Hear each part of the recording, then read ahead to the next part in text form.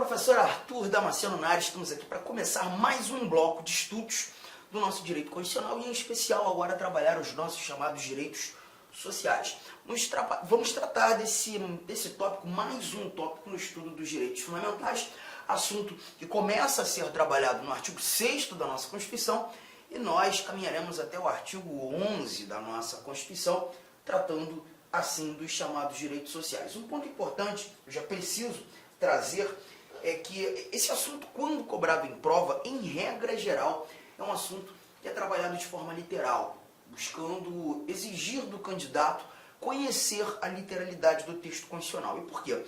Muitos dos valores que nós estudaremos aqui, eles têm referência tanto com o direito do trabalho quanto do direito previdenciário. E nas provas de direito constitucional, é muito razoável que o examinador não aprofunde no âmbito trabalhista, não aprofunde no âmbito previdenciário e se atenha apenas àquelas informações categoricamente, genuinamente constitucionais.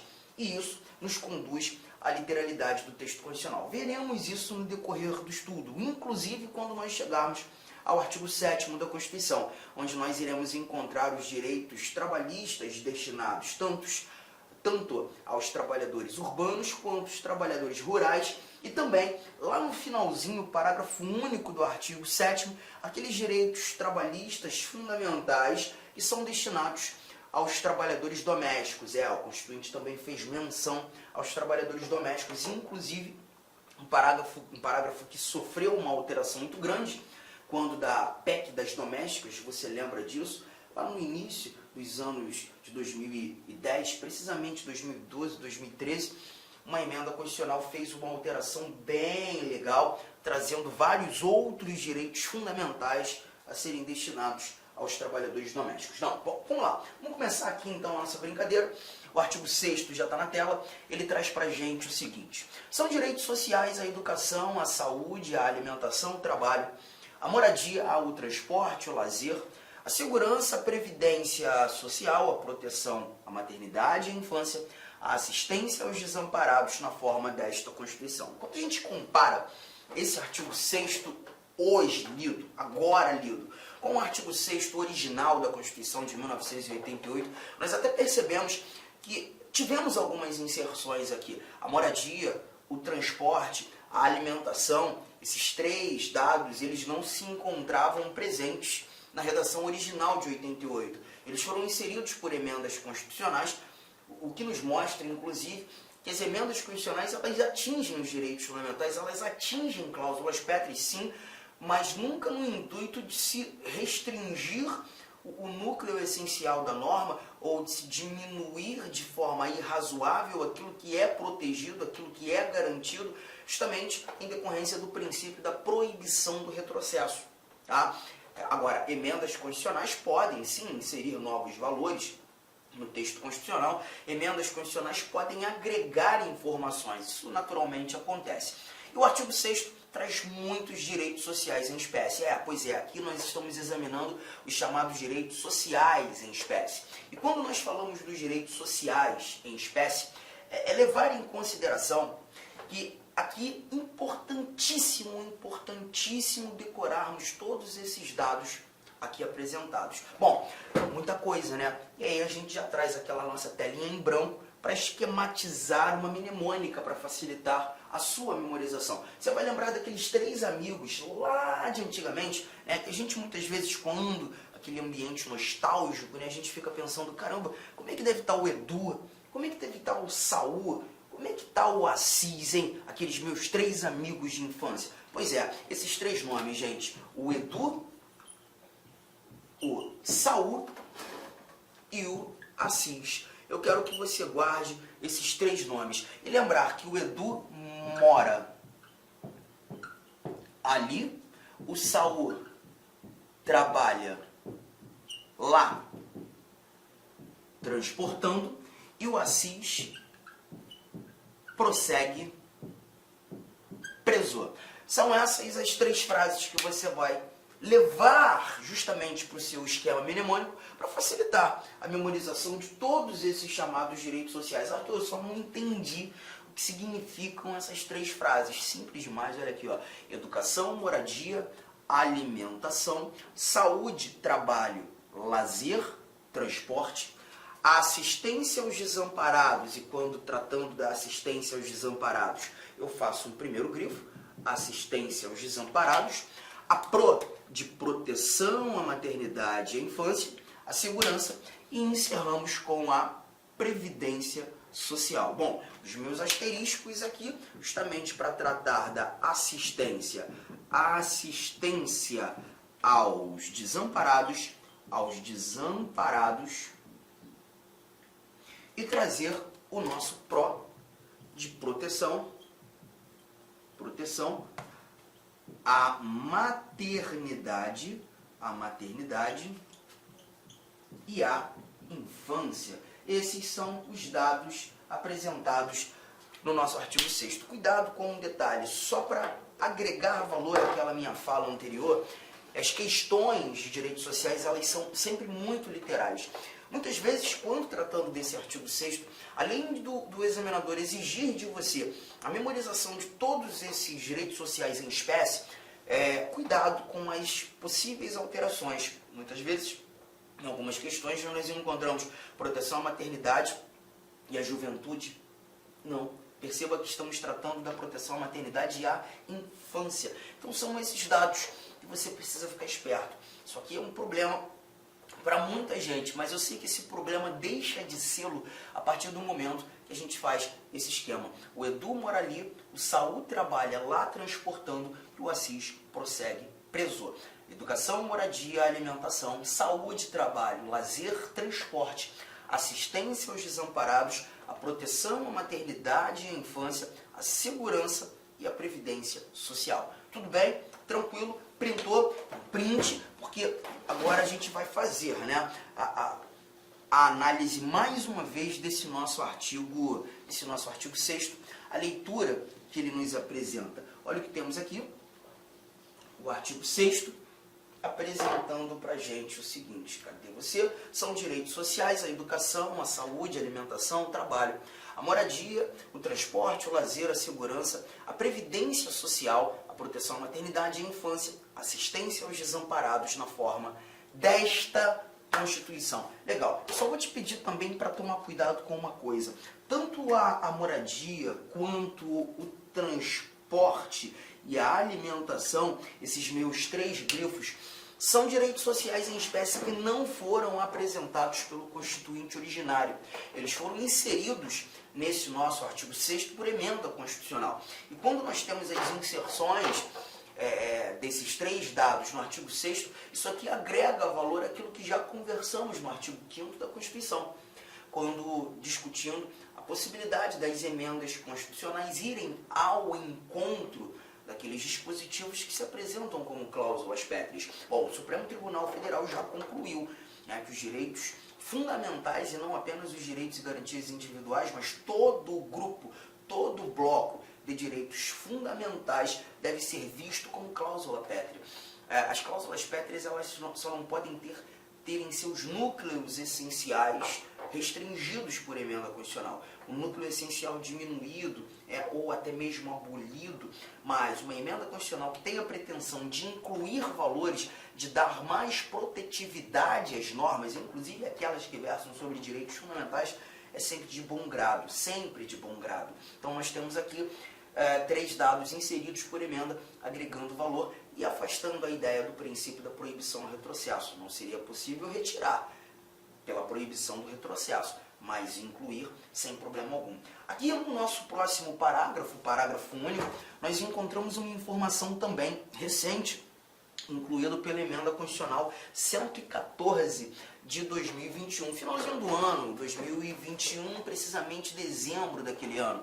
E a informação que nós temos nesse parágrafo único diz respeito a uma questão assistencial, está relacionado ao direito previdenciário, está relacionado à seguridade social. Todo brasileiro em situação de vulnerabilidade social terá direito a uma renda básica familiar, garantida pelo poder público em programa permanente de transferência de renda, cujas normas e requisitos de acesso serão determinados em lei. observada a legislação fiscal e orçamentária. Então a gente lembra que, quando tratando da Seguridade Social, a Seguridade Social, ela na realidade apresenta para a gente três pernas, tanto a saúde, quanto a previdência social e a assistência social. Lembrar, e vou trazer dados apenas relacionados à assistência social, a assistência social ela não exige uma contraprestação.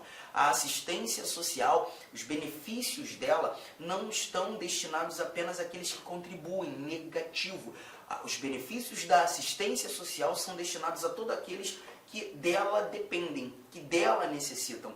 Engraçado, a Constituição, no âmbito dos direitos fundamentais, não falava tanto sobre a assistência social. Esse parágrafo único vem justamente resolver essa omissão, dizendo que todo brasileiro em situação de vulnerabilidade, ele terá, sim, a garantia de um benefício assistencial. O direito a uma renda básica familiar deve ser garantida pelo poder público. Hoje nós temos esse dado efetivando a ideia, né, daquela questão de se tratar diferentes, que são diferentes, da tal da igualdade material. A lei precisa desigualar os desiguais na medida de suas desigualdades. Tratamento diferenciado para quem precisa ser tratado de maneira diferente. Os direitos sociais, a gente percebe muito disso. Uma prestação ou prestações positivas do Estado, ações afirmativas do Estado, o tratar diferente quem precisa ser tratado de forma desigual. E o parágrafo único vem efetivamente garantir isso. Legal? Tranquilão? Bom, artigo 7º, agora a gente começa a trabalhar os chamados direitos dos trabalhadores urbanos e rurais, além de outros que visem a melhoria de sua condição social. Bom, vamos avançar um pouquinho? Eu quero começar examinando os 4 últimos incisos. Os 4 últimos incisos, 5, né? Que a gente começa a falar aqui do nosso 30, inciso 30. Tá aqui na telinha. Por que eu já vou matar esses 3, ou melhor, esses 5 últimos incisos? 3 apresentados aqui na sua tela. Porque todos eles vão versar sobre proibições. Gosto muito de começar com essas proibições. São as proibições constitucionais no âmbito do direito do trabalho. E aqui nós temos o seguinte, ó, a primeira proibição de diferença de salários, de exercício de funções e de critério de admissão por motivo de sexo, idade, cor ou estado civil. A primeira proibição, né, não permitir essa diferenciação de salário, exercício de funções, critérios para admitir em relação a sexo, a questão de gênero, idade, cor, por óbvio, não é uma questão racial, e o estado civil. Legal. Segunda proibição, inciso de número 31. A proibição de qualquer discriminação no tocante a salário e critérios de admissão do trabalhador portador de deficiência. O que é literalmente plausível, literalmente razoável, né? Dar tratamento igual àqueles que são portadores de necessidades especiais. 32. Proibição de distinção entre trabalho manual, técnico, intelectual ou entre os profissionais respectivos. E aqui a ideia de não distinguir, de proibir a distinção, é de não dar maior privilégio para um, menor privilégio para outro. Todos devem ser tratados de forma idêntica. Legal? Mais um pouco o nosso inciso de número 33, que para mim é o mais chato que tem. A proibição de trabalho noturno, perigoso ou insalubre a menores de 18 anos e qualquer trabalho a menores de 16 anos, salvo na condição de aprendiz a partir de 14 anos, redação dada pela Emenda Constitucional 20 de 1998, está aqui uma remissãozinha, né? Nada de tão absurdo. E o nosso inciso 34 encerra trazendo a igualdade de direitos entre o trabalhador com vínculo empregatício permanente e o trabalhador avulso. A gente verifica muito disso, né, em final de ano, por exemplo, quando nós temos aqueles trabalhos temporários, né, que serão exercidos por trabalhadores, muitas vezes em lojas, em estabelecimentos comerciais, né, ele já é contratado para atuar durante um período certo, e aí a gente tem uma exigência de igualdade, né? Uma vedação, uma proibição de distinção entre o trabalhador com vínculo empregatício permanente e o trabalhador avulso. Ponto importante, ainda que o inciso 34 não tenha iniciado com a redação proibição, A gente verifica que aqui, quando da exigência de uma igualdade de direitos, nós temos a ideia de se proibir distinção de direitos. Então, por isso digo ser um grupo de proibições. Bom, te falei que o inciso 34 para mim é o mais chato de todos.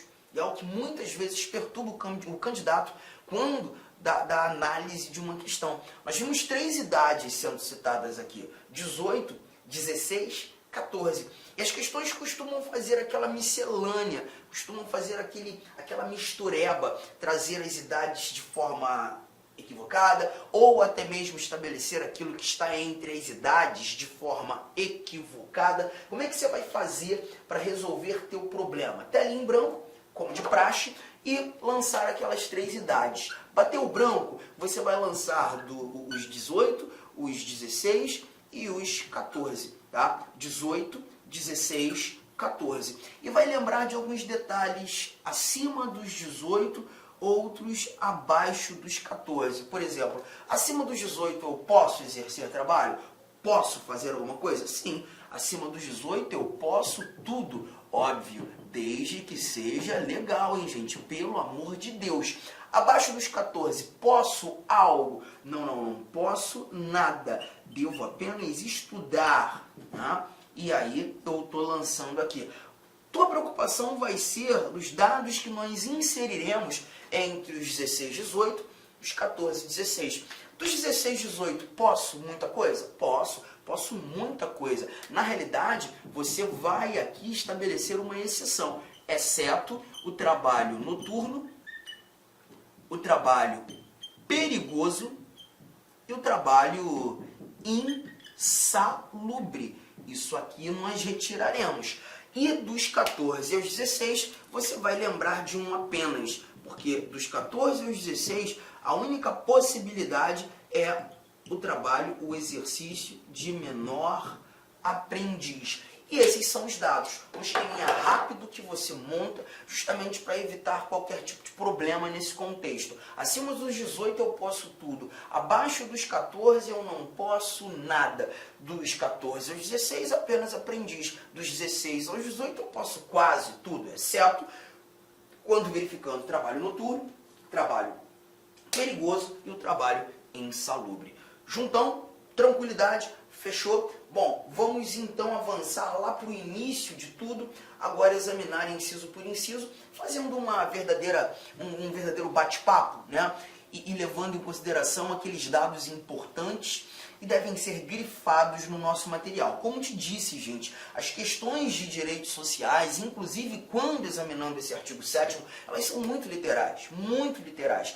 E aqui, inevitavelmente, nós tomaremos um cuidado de não enveredarmos para o estudo do direito do trabalho, que não será exigido no âmbito do direito constitucional. Se você está se preparando para um concurso que traga a exigência do estudo do direito do trabalho, do direito processual do trabalho, outros 500.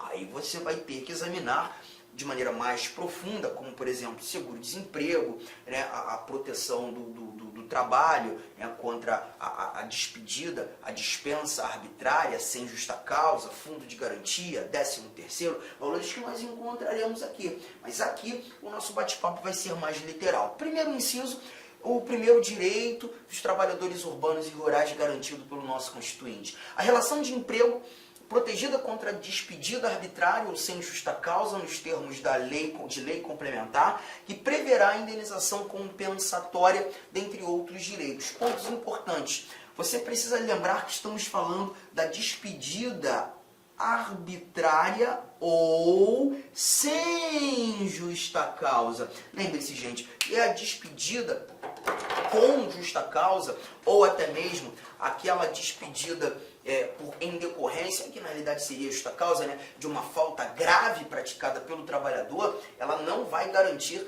essa indenização compensatória. Sabemos hoje que essa indenização compensatória gira em torno dos 40%, Arthur, prevista em lei complementar, né? Pois é, um problema que nós temos é que essa lei complementar ela ainda não existe. E justamente por não existir, nós levamos em consideração um dispositivo que está lá no nosso ADCT, no ato das disposições constitucionais transitórias, garantindo recomendação que víamos, né, sob a égide da Constituição anterior, algo que é pretérito à Constituição de 88, até que nasça a legislação complementar, até que nasça a lei complementar para tratar realmente dessa proteção da despedida arbitrária ou sem justa causa. E essa regra pré-existente à Constituição de 88, garantiu os 40%. E é o que nós temos aqui, essa indenização compensatória. Legal? E até então, até o nascer da lei, nós ainda utilizaremos essas regras. Há de se examinar o artigo 10 do ato das disposições constitucionais transitórias. Mas, de novo, fui até além do que deveríamos. O cuidado é você lembrar que há a exigência da criação de lei complementar para que seja implementada efetivamente regras próprias, relação de emprego protegida contra a despedida arbitrária sem justa causa. Seguro-desemprego é algo muito conhecido, mas o cuidado que eu preciso que você guarde é seguro-desemprego apenas destinado a casos de desemprego involuntário. Muitas questões costumam apontar o desemprego voluntário.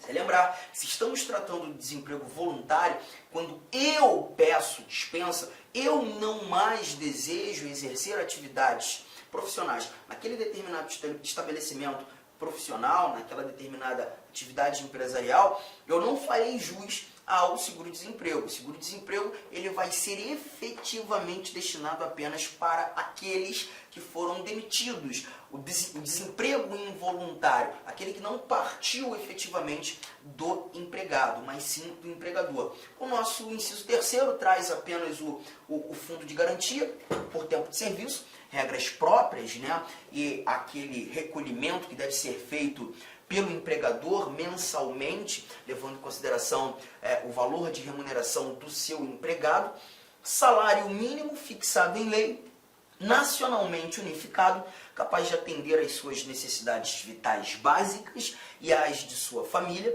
com moradia, alimentação, educação, saúde, lazer, vestuário, higiene, transporte, previdência social, com reajustes periódicos que lhe preservem o poder aquisitivo, sendo vedada sua vinculação para qualquer fim. Aqui nós temos, na realidade, um dos dispositivos mais bonitos do texto constitucional. E eu até brinco em sala de aula que aqueles concurseiros, aqueles concursandos, que muitas vezes estão iniciando, né, a vida, essa jornada de preparação, por desconhecerem o inciso 4º, por nunca terem lido esse inciso 4º do artigo 7º, quando pinta essa informação numa questão de prova, ele acha que é mentira. Ele acha que isso aqui é loucura, né? Porque você verifica a informação, ser esse salário mínimo capaz de atender às suas necessidades, as necessidades do empregado e as da sua família, né? Com moradia, alimentação, educação, saúde, lazer, vestuário, higiene, transporte, previdência social. A gente até fica sem ar de ler tantos dados que devem ser ali abarcados pelo salário mínimo, né? Com reajustes periódicos que lhe preservem o poder aquisitivo. É linda essa redação, tão linda que a gente muitas vezes não toma cuidado com o ponto mais importante que nós temos aqui. Vedada a sua vinculação para qualquer fim. O próprio Supremo Tribunal Federal tem súmula vinculante tratando de uma vedação, né, a ser o salário mínimo utilizado como base de indexador de cálculo. É a súmula 4, deixa eu só pegar aqui e aí a gente já mata isso com tranquilidade. Súmula vinculante, súmula vinculante 4 do Supremo Tribunal Federal. Eu faço a leitura para você. Quem sabe a gente vai fazendo aqui ao vivo mesmo, né? Olha aqui, ó. Súmula vinculante 4. Salvo nos casos previstos na Constituição, o salário mínimo não pode ser usado como indexador de base de cálculo de vantagem de servidor público ou de empregado, nem ser substituído por decisão judicial. Então, primeiro, cuidado, a súmula ela traz um salvo no primeiro instante, salvo nos casos previstos na Constituição. Então é importante lembrar que se, por exemplo, porventura, surgir, e isso a partir de 1988, um determinado benefício assistencial, um determinado benefício previdenciário, um determinado benefício trabalhista, que tenha como base de cálculo o salário mínimo, não sei quantos % do salário mínimo, isso não pode acontecer. Tá? vedada a sua vinculação para qualquer fim. Muito se discutiu um tempo atrás sobre a base de cálculo do adicional de periculosidade, a base de cálculo do adicional de insalubridade, porque as leis que regulamentam esses dois adicionais, elas são anteriores à Constituição de 88. E por muito tempo, como o adicional de insalubridade tinha como base de cálculo o salário mínimo, ele foi discutido e o judiciário, tanto o TST quanto o STF, entenderam não mais ser possível ali com base no salário mínimo. Por algum tempo nós vimos o salário contratado como a base de cálculo, mas o Supremo Tribunal Federal, num momento posterior, entendeu que deveria ser, passou por cima, justamente lendo ou trazendo, dispondo na súmula, salvo nos casos previstos nesta Constituição. Mas o que fica evidente é, surgindo um novo benefício a partir... Olá, meus amigos! Inicialmente eu peço desculpa, pois interrompi os seus estudos, mas essa videoaula do YouTube é uma videoaula demonstrativa para você conhecer os nossos professores e a qualidade dos nossos serviços prestados.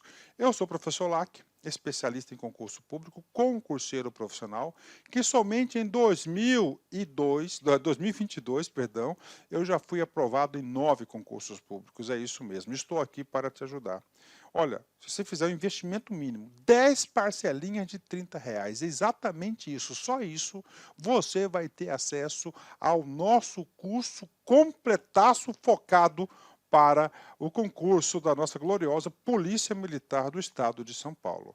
E eu tenho certeza absoluta que este curso você vai conseguir adquirir o conhecimento necessário para fazer uma excelente prova. Então espero vocês aqui na Lá Concursos. Fiquem com Deus, um forte abraço. Tchau, tchau.